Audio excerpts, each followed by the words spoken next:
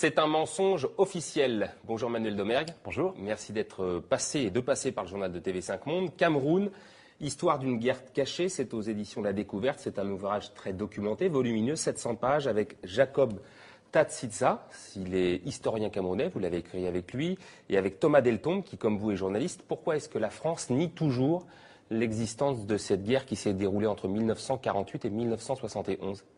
La France continue à nier officiellement. François Fillon est allé à Yaoundé en 2009 et a dit « Tout ce que vous racontez, ce sont de pures inventions ». Pourquoi est-ce qu'ils nient ? Parce qu'ils en ont honte, parce que c'est pas très glorieux d'avoir fait une guerre à un parti qui était l'Union des populations du Cameroun, l'UPC, qui réclamait seulement l'indépendance, qui réclamait seulement la démocratie. Et c'est pour empêcher ça que la France a mené une guerre avec ses alliés camerounais de l'époque face à ce parti-là.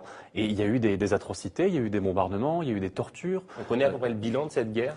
C'est difficile à chiffrer. Les estimations qu'on a tournent autour de 100 000 morts, mais ce sont des estimations qui viennent souvent de sources françaises, donc peut-être minimisées, et on peut penser qu'il y en a eu plus que ça. C'est assez difficile à dire.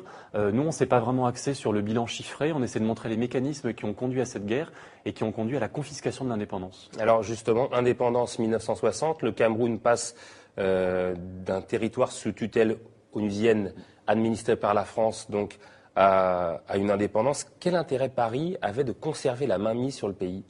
Alors c'est comme sur tous les pays africains qui étaient colonisés par la France. La France a accepté de partir à une condition, c'était de garder la mainmise dessus. Pourquoi ? Pour les ressources naturelles, pour les matières premières. Au Cameroun, il y a du pétrole, il y a du café, il y a du cacao, il y a pas mal de choses comme ça. Et puis pour le prestige, pour la puissance, l'Empire français, la puissance française gaulliste, tient à cette époque parce qu'il y a l'Empire africain derrière, ou l'ex-Empire africain. Ce sont des voix à l'ONU.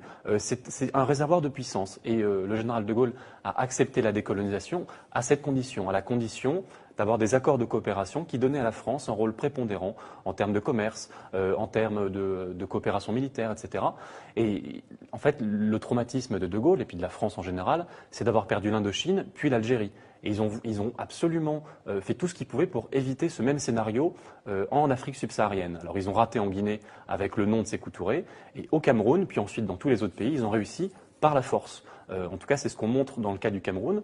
Il y a eu une opération politique assez habile de coopter des dirigeants camerounais tels que le premier président camerounais Amadou Ahidjo, qui était un pro-français. Justement, comment ils arrivent en fait à s'approprier des alliances internes, des alliances locales des Camerounais? Comment est-ce qu'ils y parviennent? Comment est-ce que tous ces gouvernements successifs français sont parvenus à avoir des alliances internes?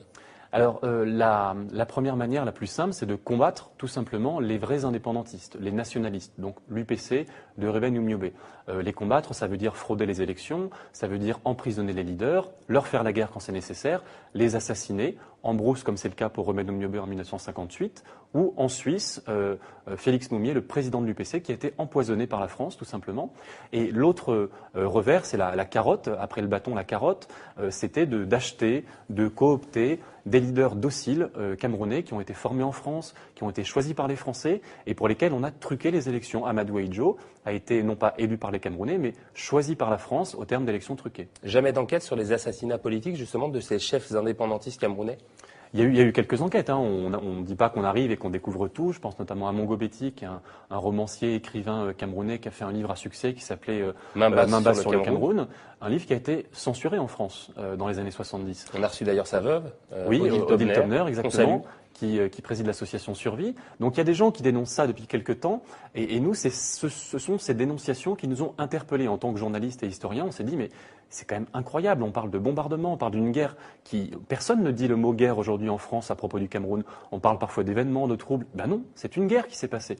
Et une guerre a besoin d'être documentée. Il faut qu'il y ait des journalistes qui enquêtent, des historiens qui se renseignent, qui aillent dans les archives. C'est un travail de 4 ans. Vous avez eu du mal justement à faire vos recherches ou pas du tout?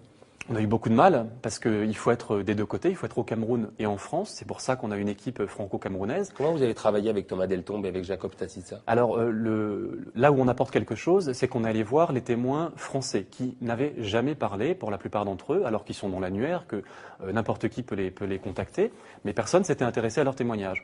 Donc on a confronté leurs témoignages, les témoignages des politiques camerounais, des anciens maquisards, etc. Et puis on les a confrontés aux archives. Donc on aboutit à des témoignages, à des aveux parfois qui sont intéressants, notamment le chef d'état-major de l'armée camerounaise, le général Pierre Semengue, qui était le premier général camerounais formé en France, qui nous dit oui, c'est mon armée qui coupait la tête des maquisards. Ils coupaient la tête des maquisards. C'est-à-dire que dans une espèce de pays normal, quand on arrête quelqu'un qui est hors la loi, bon, on l'arrête, on le met en prison, en cas de légitime défense, éventuellement on peut tirer. Mais là, c'est différent. Là, c'est une politique de terreur systématique qui fait qu'on torture les gens qu'on arrête et que parfois aussi on leur coupe la tête pour les exposer sur les marchés, sur les places publiques. Quelle a été l'info la plus étonnante que vous ayez découverte au cours de vos recherches?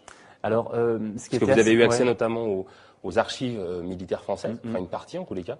Moi, ce qui m'a étonné, par exemple, c'est que le premier directeur de l'école militaire camerounaise, donc en 1960, la France crée l'armée camerounaise de toutes pièces. Et ce premier directeur était un lieutenant français qui s'appelait Jacques-Louis Lefebvre et qui revenait d'Algérie et qui était un tortionnaire, tout simplement. Il était lieutenant et les officiers camerounais aujourd'hui ont été formés par un tortionnaire. Et on a rencontré les officiers qui ont été formés cette première année 60. On leur a dit, parlez-nous de Jacques Lefebvre. Ils nous disaient, oui, il nous apprenait à torturer. Les gens les officiers faisaient des stages dans des prisons où on leur montrait la gégène. Et c'est la France qui apprenait ça.